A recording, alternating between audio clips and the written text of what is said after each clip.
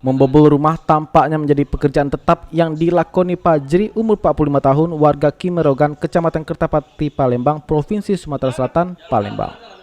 Bagaimana tidak, 3 kali keluar masuk penjara dengan kasus yang sama yakni bobol rumah, Fajri seakan tak kapok kembali diringkus petugas dengan kasus yang sama juga. Aksinya kali ini menimpa Ernawani, warga Jalan Kimerogan, Lorong Keluarga, Kecamatan Kertapati, Palembang. Peristiwa pencurian yang menimpa Ernawani ini terjadi pada Minggu 12 Juni 2022 sekitar pukul 2.30 waktu Indonesia Barat.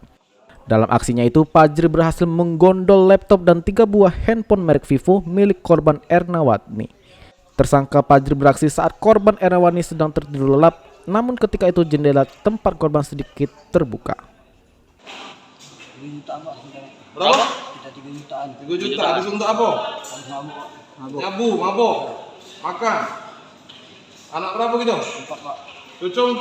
Kok Pak. Cucung Siko? Dari Sumber Tabes Palembang mengamankan pelaku yang dikenakan pasal 363 dengan ancaman 18 tahun. Modus pelaku ini memang korban sedang tertidur nyenyak, misalnya di ruang tamu, kemudian korban pelaku ini mengambil barang-barang korban berupa HP, ada 2 unit dan laptop ada 2 unit. Dia masuk dengan ke rumah korban ya, dengan cara melihat pintu yang memang sedang terbuka sehingga dia memanfaatkan peluang tersebut masuk dan langsung melarikan barang-barang yang hasil curiannya tersebut. Pelaku ini residivis belum?